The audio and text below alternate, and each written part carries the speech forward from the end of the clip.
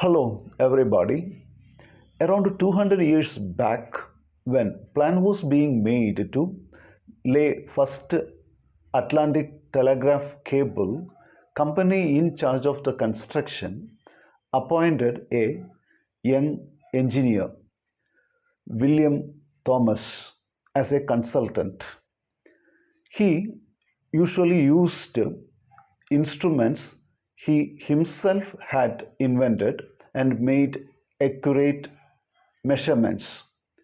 But his advice was ignored in the beginning because authorities could not understand his ideas.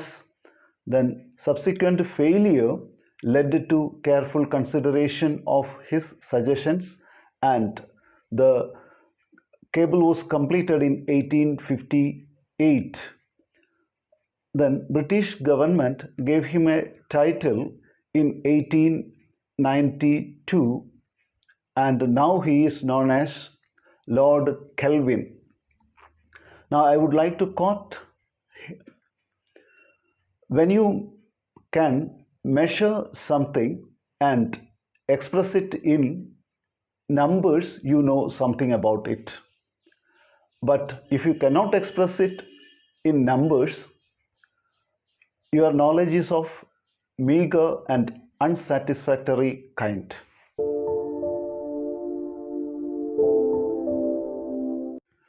You know the importance of measurements in day-to-day life. Not only in day-to-day life, in all branches of science and engineering, measurement is very important.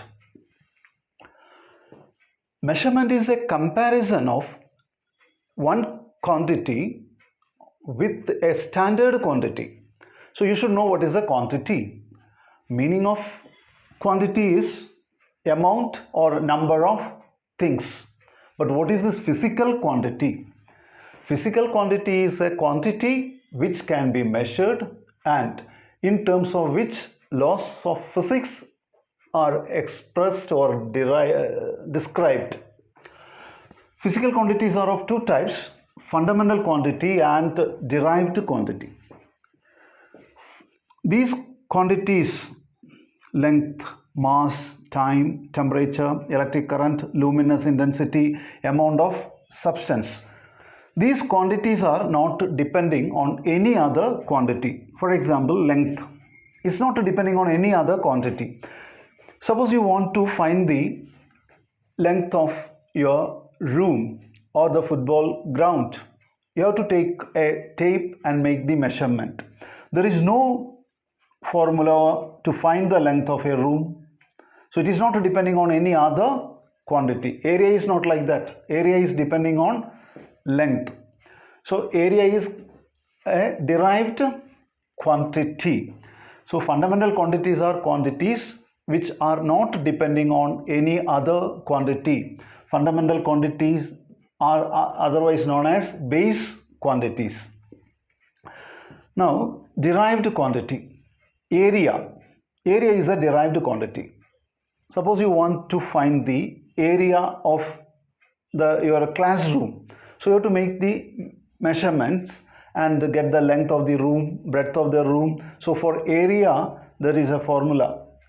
Area is equal to length into breadth. For a rectangular area, there is a formula like that. Area is depending on length.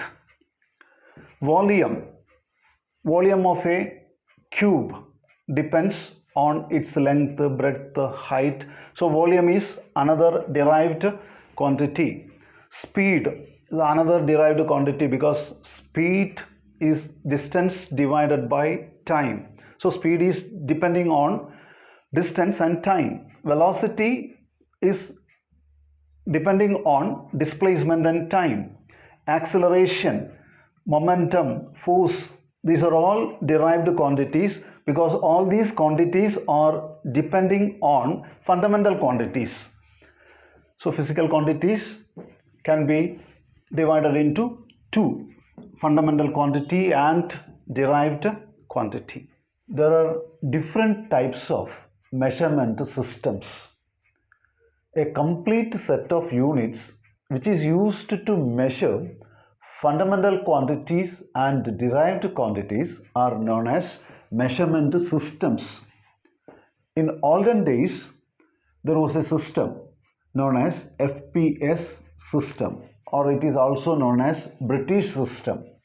In this system of units, length is measured in foot, mass is measured in pound, and time is measured in second. So it is known as FPS system. Then this is another system, CGS system. In CGS system, length is measured in centimeter, mass is measured in gram, and time is measured in second. Then MKS system. In MKS system, length is measured in meter, mass is measured in kilogram, and time is measured in second. These two systems, CGS system and MKS system, is known as decimal system or metric system. But FPS system is not a metric system. There is another metric system, SI unit system. About that I will deal in next class.